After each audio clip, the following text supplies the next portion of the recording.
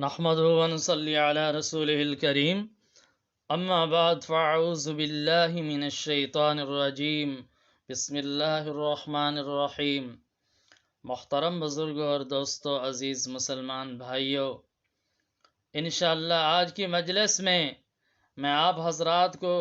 ماہ رمضان کے فضائل کے بارے میں نبی کریم صلی اللہ علیہ وسلم کا وہ اہم خطبہ سناؤں گا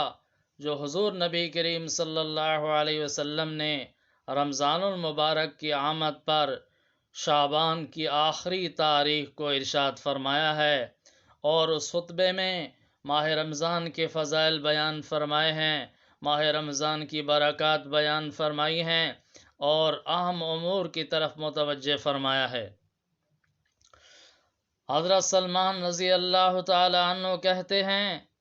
کہ نبی کریم صلی اللہ علیہ وسلم نے شعبان کی آخری تاریخ میں ہم لوگوں کو واعظ فرمایا، ارشاد فرمایا تمہارے اوپر ایک مہینہ آ رہا ہے جو بہت بڑا مہینہ ہے، بہت مبارک مہینہ ہے، اس میں ایک رات ہے شب قدر جو 1000 مہینوں سے بڑھ کر ہے۔ اللہ تعالی نے اس کے روزہ کو فرض فرمایا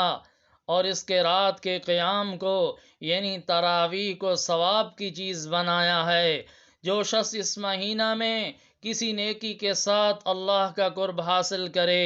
ایسا ہے جیسا کہ غیر رمضان میں فرض کو ادا کیا، اور جو شخص اس مہینہ میں کسی فرض کو ادا کرے وہ ایسا ہے جیسا کہ غیر رمضان میں 70 فرض ادا کرے۔ یہ مہینہ صبر کا مہینہ ہے اور صبر کا بدلہ جنت ہے، اور جب میں یہ مہینہ لوگوں کے ساتھ غمخواری کرنے کا مہینہ ہے۔ اس مہینہ میں مومن کا رزق بڑھا دیا جاتا ہے۔ جو شخص کسی روزہ دار کا روزہ افطار کرائے اس کے لیے گناہوں کے معاف ہونے اور آگ سے خلاصی کا سبب ہوگا، اور روزہ دار کے ثواب کی مانند اس کو ثواب ہوگا، مگر اس روزہ دار کے ثواب سے کچھ کم نہیں کیا جائے گا۔ صحابہ رضی اللہ تعالی عنہم اجمعین نے عرض کیا، یا رسول اللہ، ہم میں سے ہر شخص تو اتنی وسعت نہیں رکھتا کہ روزہ دار کو افطار کرائے، تو آپ صلی اللہ علیہ وسلم نے فرمایا کہ پیٹ بھر کھلانے پر موقوف نہیں، یہ ثواب تو اللہ جل شانہ ایک کھجور سے کوئی افطار کرا دے، یا ایک گھونٹ پانی پلا دے، یا ایک گھونٹ لسی پلا دے، اس پر بھی مرحمت فرما دیتے ہیں۔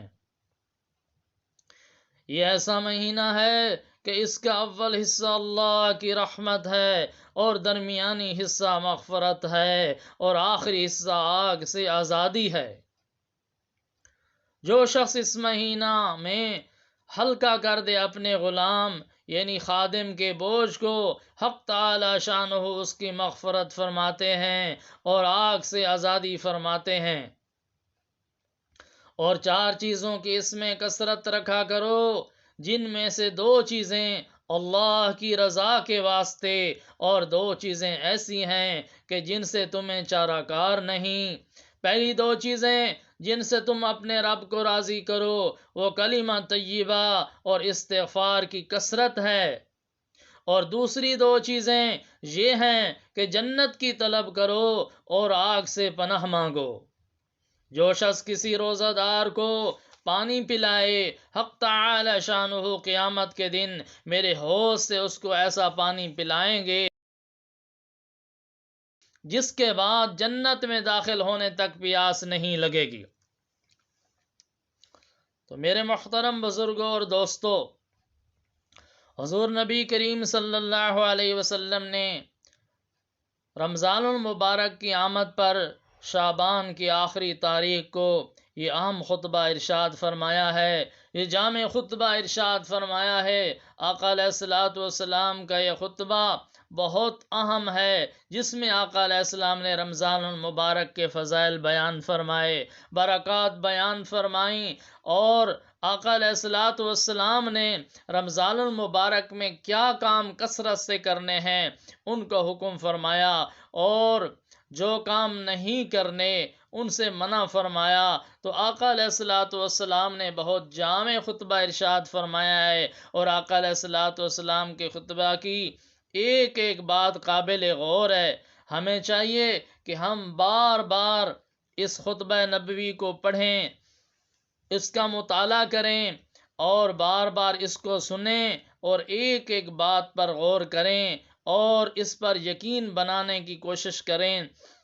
اس کو سمجھنے کی کوشش کریں، اس پر عمل کرنے کی کوشش کریں، تاکہ ہم رمضان المبارک کی پوری برکات حاصل کر سکیں، پورے فضائل حاصل کر سکیں۔ اللہ تعالی ہم سب مسلمانوں کو